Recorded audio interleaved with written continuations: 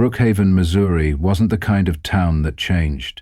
It clung to old traditions, old money, and old ways of thinking. If your family had lived there for generations, you belonged. If you didn't, you were always an outsider, no matter how long you stayed. Maya Caldwell learned that lesson early.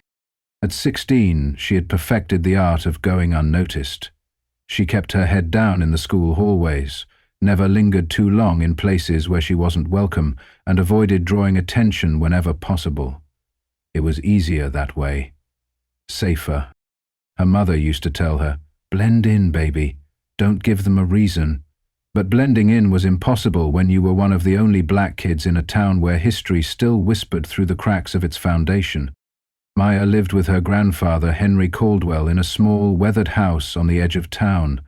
Henry was a retired Marine, a man of few words and firm beliefs. His hands were rough from years of boxing, his voice steady with the weight of experience. He never pushed Maya to fight, but he made damn sure she knew how. "The world ain't fair, kid. You gotta be ready." So every morning before school, and every evening after her shift at Grady's diner, Maya trained in their makeshift garage gym. Punching bags, speed drills, footwork routines. She was fast, sharp, disciplined. But to her, it was just an exercise, a way to stay prepared, nothing more. Because in Brookhaven, trouble didn't find you if you didn't give it a reason to. Or so she thought. That night, as Maya walked home after a long shift, the air was thick with late summer heat. The diner's grease and sweat clung to her skin, and exhaustion weighed heavy in her bones. She took the same route she always did, down Maplewood Drive, past the dimly lit gas station, across the narrow bridge where the streetlights flickered. It was the fastest way home, but it also meant passing Watson's auto shop, a known trouble spot. The moment she turned the corner, she saw them. Colton Hayes and his crew, Brady, Jake, and Tyler, leaning against an old pickup truck, cigarettes glowing in the dark. Her stomach tightened. Colton had been a problem for over a year, entitled, untouchable. His father owned half the businesses in town, and his mother was head of the school board. That kind of power let him get away with anything. He caught sight of her immediately. Caldwell, his voice was slow, lazy. He'd been drinking. Maya gripped her backpack tighter, her pulse quickening. She had two options, keep walking or turn around. Both had consequences. She chose to walk. And just like that, the real battle had already begun. Maya knew better than to stop. She kept walking, her grip tightening around the strap of her backpack, her heartbeat drumming a steady rhythm against her ribs. Behind her, Colton's voice slurred through the humid night air. "What, you too good to say hi now?" His friends chuckled, the sound low and mean. She ignored them. That was the rule. Ignore it, keep moving, don't give them a reason. "Hey, I'm talking to you, Caldwell." She picked up her pace. Footsteps. Slow at first, then quicker. Maya's stomach twisted. She knew this game. If she ran, they'd chase her. If she yelled, no one would help. Not in a town like Brookhaven. She was almost past them when Colton stepped into her path, blocking her way. He reeked of beer and cigarettes, his lazy smirk widening. "Come on now, don't be rude." Brady and Jake moved in behind her. They weren't letting her go. Her pulse spiked, but her face stayed neutral, showing fear made them bolder. "Relax, we just want to talk." Maya didn't believe that for a second. She shifted her stance slightly, adjusting the weight on her feet.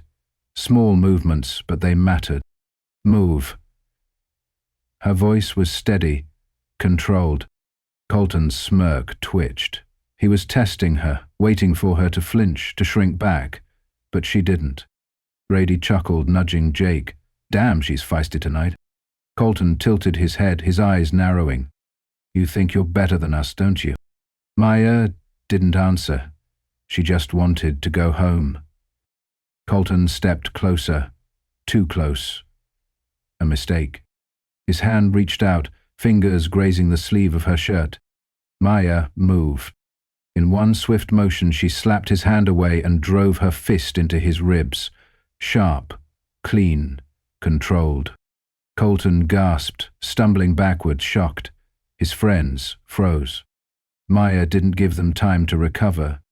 Colton coughed, straightening, his face twisting in disbelief. "You little—" He lunged, sloppy, reckless. Maya sidestepped, his momentum working against him. She brought up her elbow, quick, efficient, hitting him just below the shoulder. He staggered forward, barely catching himself. Brady took a step back. "Yo, maybe we should—" "Shut up," Colton snapped, face red with humiliation. But Maya could see it, the doubt creeping in. She stayed ready, feet planted, weight balanced. Colton clenched his fists, his breath ragged. And then he swung. A wild, desperate punch. Maya didn't just dodge. She stepped in, fast, precise, one clean jab to his nose. A sickening crunch. Blood, not a lot, but enough. Colton staggered back, eyes wide, breath hitching. No one was laughing anymore. For a moment, no one moved. Colton stood there, hunched over, his fingers pressed against his nose, his breath ragged, his eyes, wide with shock, locked onto Maya. He wasn't used to this, being the one on the receiving end. Brady and Jake exchanged uneasy glances. The energy had shifted. They weren't in control anymore. Maya stood her ground, fists clenched, heart pounding. Stay ready, stay balanced, never hesitate. Her grandfather's voice echoed in her mind. "You crazy, Caldwell?" Colton's voice wavered, but the threat in it felt hollow. Blood smeared across his upper lip as he wiped his sleeve across his face. His pride was shattered, and Maya knew guys like him didn't take humiliation well. His hands curled into fists again. "You think you're tough? You ain't shit." He lunged. But now, Maya saw everything in slow motion, his shoulders tensing, his weight shifting forward. He was too angry to think, too reckless to be dangerous. She sidestepped, fluid, controlled. His fist swung through empty air, throwing him off balance. Maya didn't hesitate. She pivoted, planting her foot, and drove her elbow into his ribs, sharp and decisive. A strangled noise escaped him as he staggered to the side, nearly collapsing. Brady took another step back. "Yo, Colton, let's go, man," Jake muttered, glancing around like he expected someone to step in. But there was no one. Colton wasn't listening. Humiliated, angry, desperate. He charged again. Maya let him come. At the last second she ducked, sweeping her leg out, knocking his footing out from under him. He hit the ground hard, a grunt of pain escaping his lips. And then silence. The only sounds were Colton's labored breathing and the distant hum of cicadas in the summer night. Maya stepped back, her breath steady but her body still tense. She wasn't stupid. She knew fights like this didn't end in one night. Colton pushed himself up, shoulders heaving. But something had changed. He wasn't looking at her with rage anymore. It was something else. Disbelief. "This ain't over," he spat, his voice unsteady. Maya didn't respond. She didn't need to. Brady and Jake hesitated before following their leader as he stumbled away. Neither of them looked at her with the same arrogance as before. If anything, there was something close to respect. But Maya wasn't relieved. Because she knew better. She knew that guys like Colton never lost quietly. And as she picked up her backpack and started walking home, she felt it. The weight of what she had just done. This was far from over. Maya walked home, her heartbeat still pounding in her ears. The adrenaline was fading, but the tension in her chest remained. She should have felt victorious, maybe even relieved. She felt neither. Because she knew this wasn't over. The night air was thick with humidity, the scent of cigarettes and sweat still lingering in her nose. Every step home felt heavier, the weight of what she had just done pressing down on her shoulders. By the time she reached the front steps of her house, the porch light flicked on. Her grandfather, Henry Caldwell, stood in the doorway. Maya swallowed hard, forcing herself to walk up the steps like nothing had happened. But Henry wasn't fooled.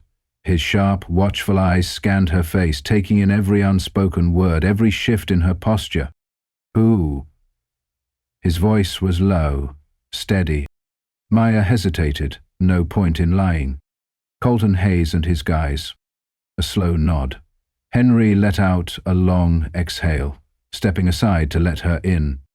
The house smelled like old leather and coffee, familiar, grounding. Maya dropped her backpack by the door and sat at the kitchen table. Henry didn't sit. He stood by the counter, arms crossed, silent, thinking. "You hurt?" he finally asked. "No."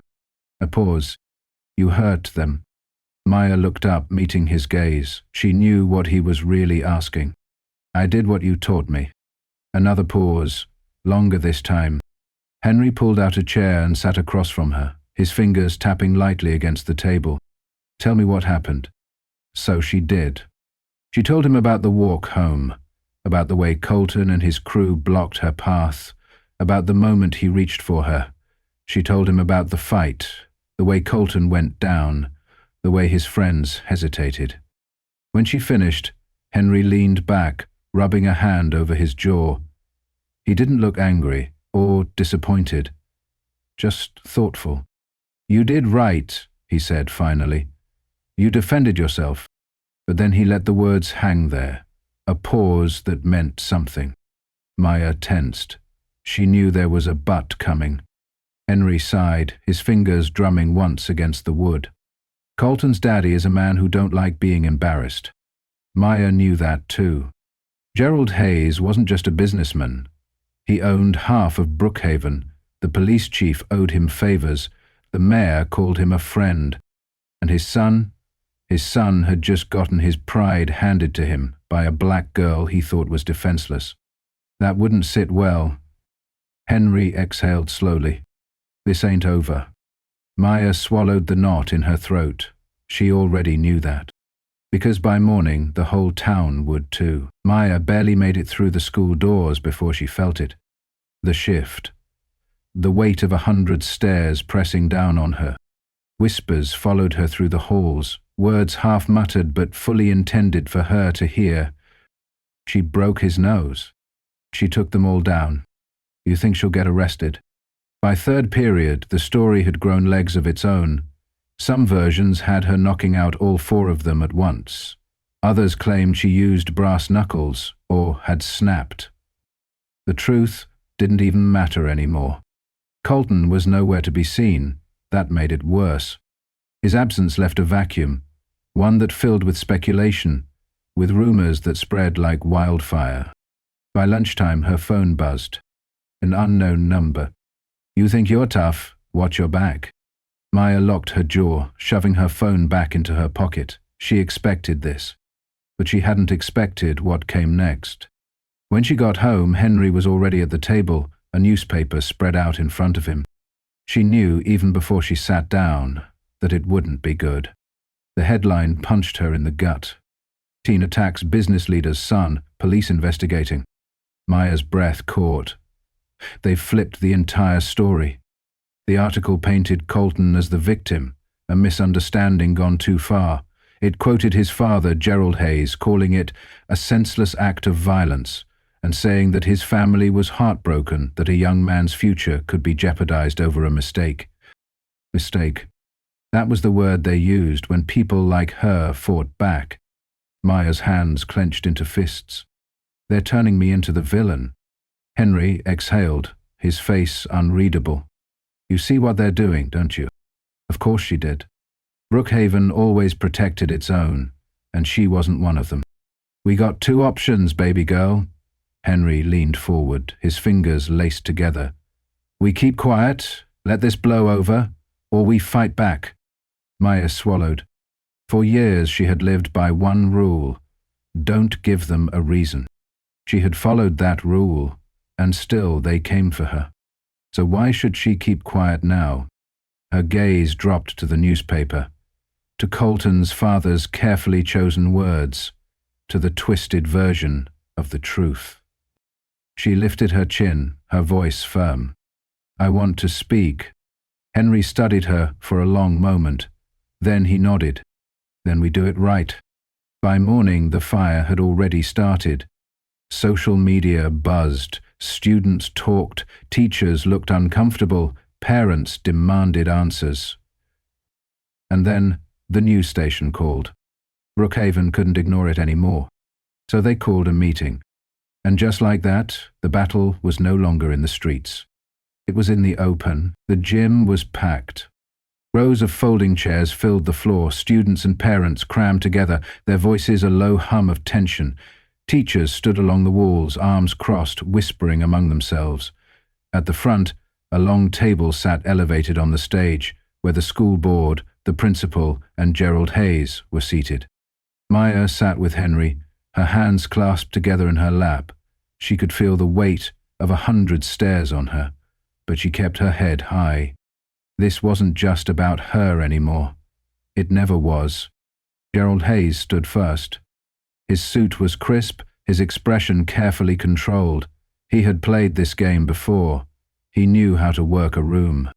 "Our family has always supported Brookhaven," he began, his voice smooth, practiced. "We believe in second chances. But my son Colton was unfairly attacked, and now his reputation, his future, is being threatened over lies." The murmurs started again, some nodding along, others shifting uncomfortably. Then it was Maya's turn. She stood, ignoring the way Gerald's gaze hardened the second she did.